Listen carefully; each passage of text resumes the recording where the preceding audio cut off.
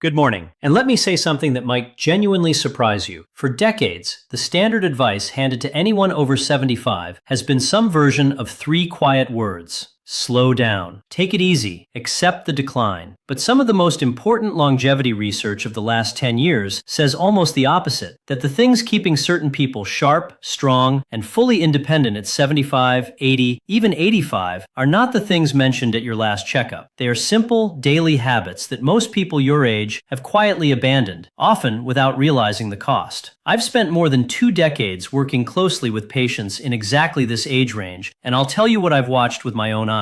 The people who age best, the ones who still drive themselves to appointments, still tend their garden, still remember every grandchild's birthday without writing it down, share a very specific set of behaviors. Not expensive supplements, not secret prescriptions, behaviors. And the research is finally catching up to what those people have been doing all along. Large, long-running studies that follow thousands of older adults for years keep landing on the same striking conclusion. Those who hold on to just a handful of these specific daily habits are dramatically less likely to slide into what researchers call accelerated functional decline, the fast loss of independence that pushes so many people into assisted living far earlier than they ever needed to go. That is not a small thing. That is the difference between living life on your own terms and living it on someone else's schedule. Now, before we go further, let me tease something, because I know how tempting it is to skip ahead. The number one habit on this list, the most powerful of all 6, is something almost no one talks about.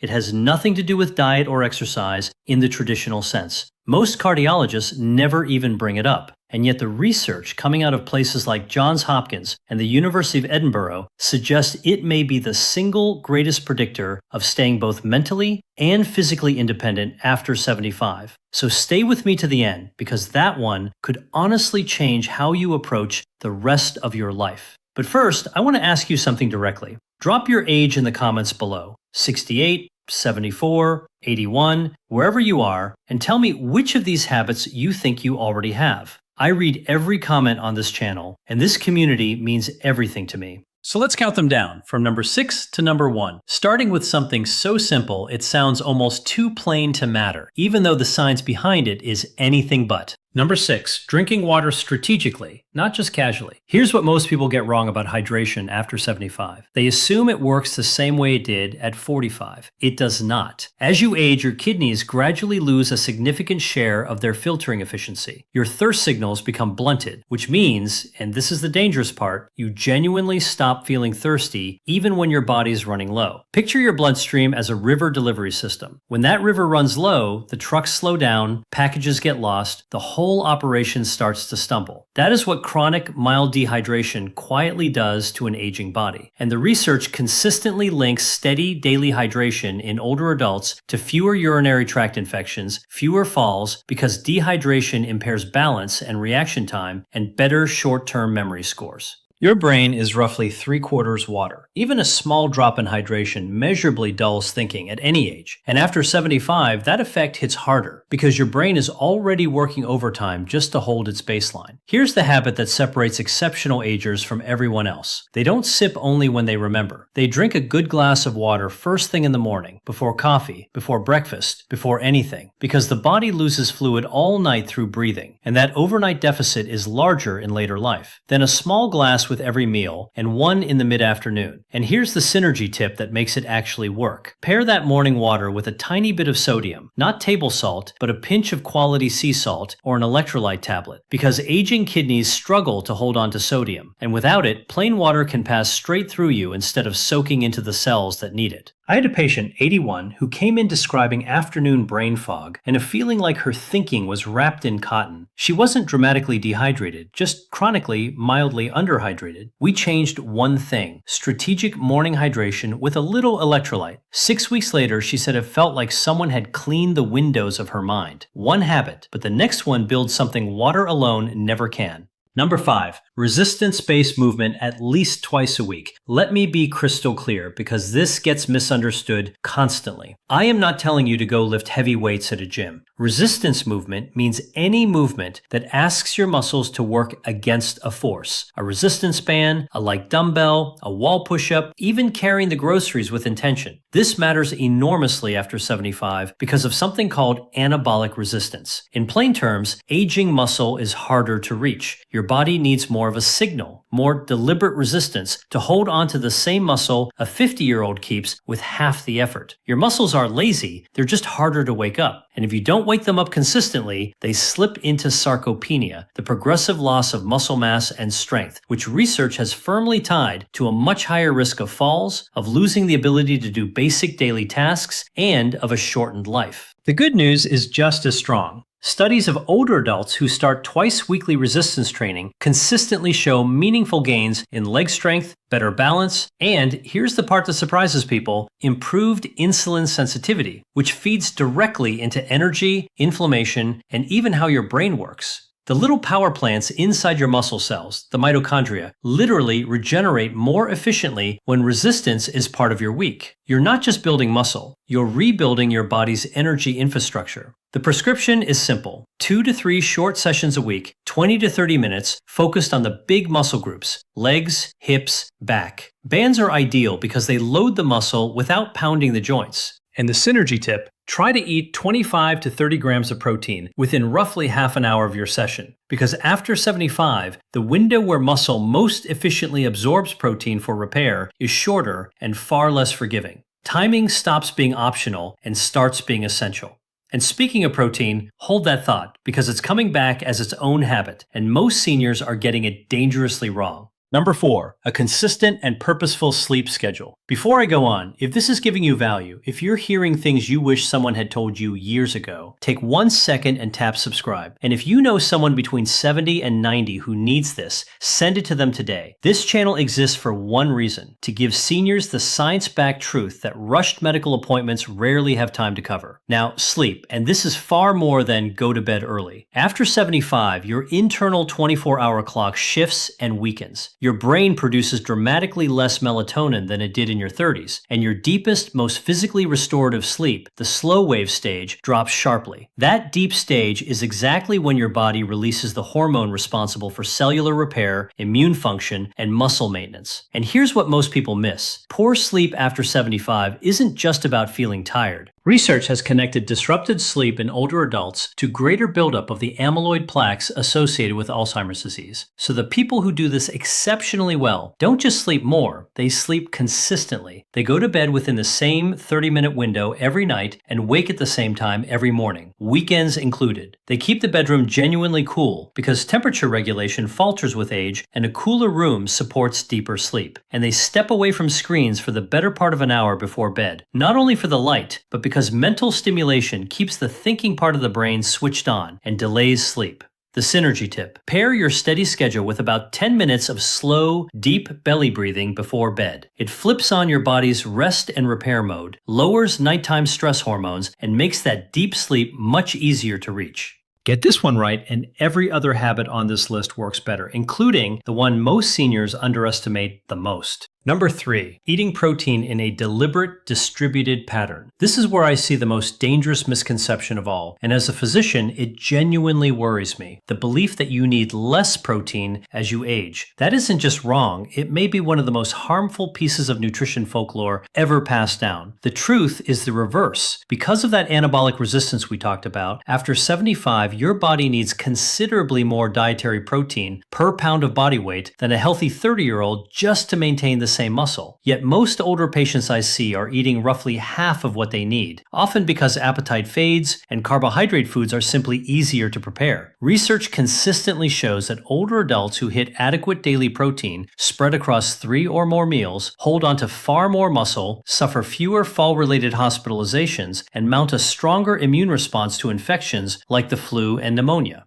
Think of protein as the bricks your body uses to rebuild itself overnight, because every night as you sleep, your body tears down old tissue and replaces it. Without enough bricks, the reconstruction comes up short, and over months and years, that structural deficit becomes serious. So aim for roughly 25 to 35 grams of protein at each of your 3 main meals, about 4 to 5 ounces of chicken, fish, eggs, Greek yogurt, or legumes. Distribution is the secret, because aging muscle can only use so much protein in a single sitting. Beyond that, that, the excess gets burned for energy instead of used for repair. Spreading it out makes every gram count. I watched one patient, 78, regain pounds of lean muscle and climb his grip strength, one of the most powerful predictors of longevity, out of the bottom percentile, simply by restructuring his meals this way. 12 weeks later, he proudly carried all his own groceries from the car for the first time in 2 years. The synergy tip: pair protein with a little vitamin C, an orange, some bell pepper, a squeeze of lemon, because vitamin C drives the collagen synthesis that keeps your joints, connective tissue, and skin holding together, not just your muscle. But now we reach the top 2, and this is where it gets surprising. Number 2,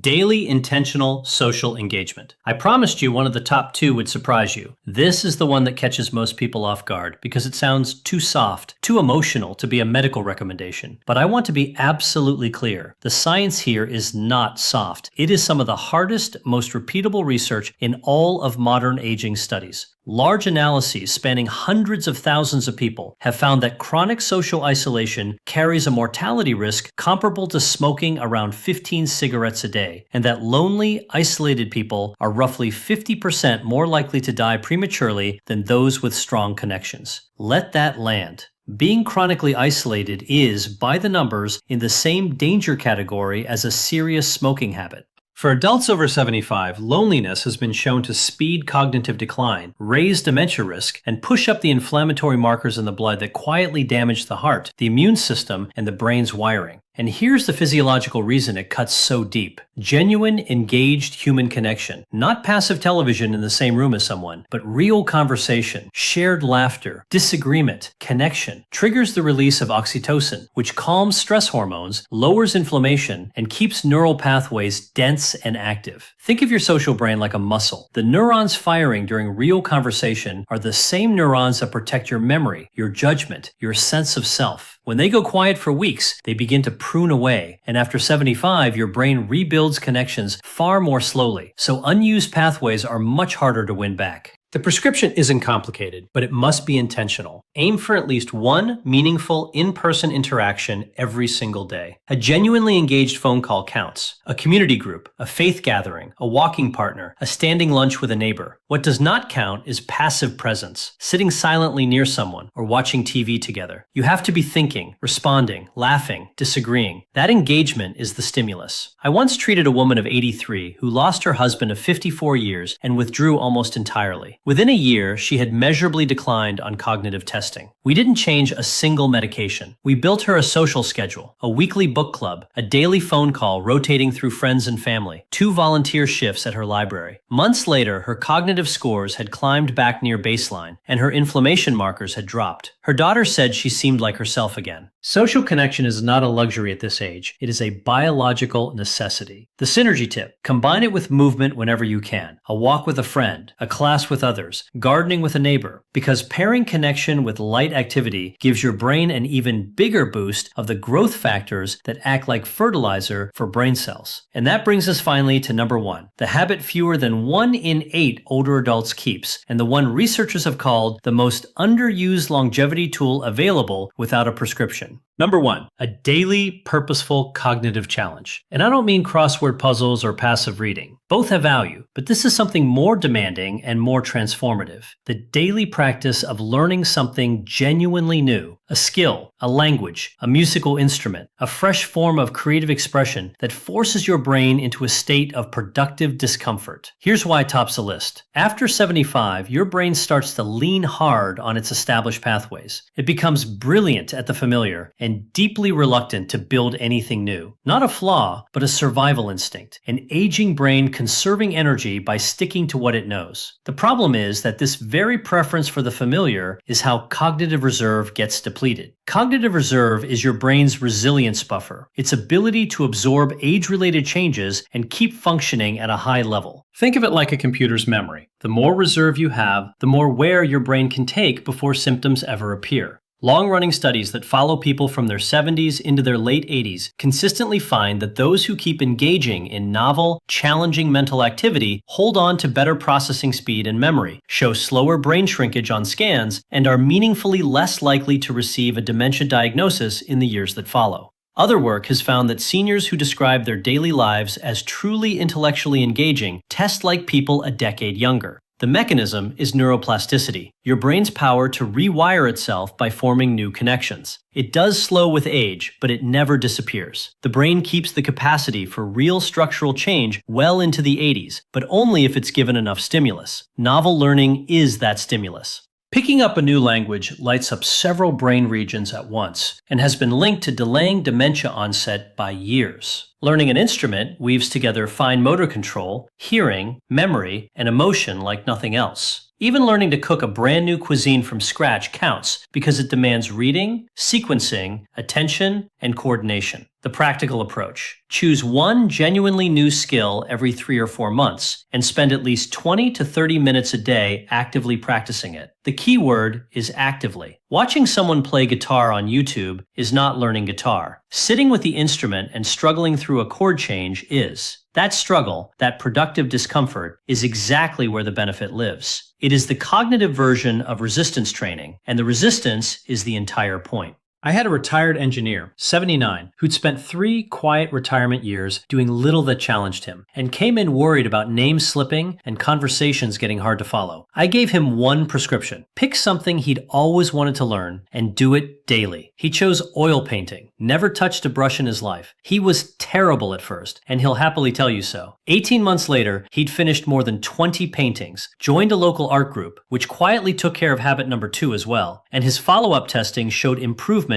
in 3 of 5 cognitive domains. Improvement, not maintenance, at 79. The synergy tip. Pair your daily mental challenge with omega-3 intake, especially the DHA found in fatty fish like salmon, mackerel, and sardines, or a quality fish oil. Because DHA is the main structural fat of your brain cells, it helps your brain actually absorb the benefit of what you're learning. It's the fertilizer beneath the seed. Now let me close with something I mean from the heart, because I've sat across from enough people in this age range to know that these years are too often treated as a countdown instead of a continuation. They are not. Everything I've shared today points to something medicine is only beginning to fully appreciate, that the body and mind at 75, at 80, at 85 hold a remarkable, stubborn capacity for resilience, not in spite of age, but in conversation with it. These 6 habits, strategic hydration, resistance movement, consistent sleep, deliberate protein, daily connection, and purposeful learning, aren't about turning back the clock. They're about making the most extraordinary use of the time the clock still has. They're about carrying your own groceries, remembering your grandchildren's names, driving to your own appointments, laughing until your eyes water with someone who matters. That is what independence looks like. And here's the honest truth you deserve. You don't have to do all 6 at once. Pick one. Start there. Let it become automatic. Then add the next. Consistency beats intensity every single time. Everything I've described is worth discussing with your own doctor, who knows your full health picture. Bring these ideas to your next appointment and have a real, informed conversation. And if this helped you today, hit subscribe and turn on the bell so you never miss one of these. Then tell me down in the comments, how old are you, and which of these 6 do you feel strongest in right now, and which one do you want to build? I'll be reading every reply. Take good care of yourself, because you are genuinely worth the effort. I'll see you in the next one.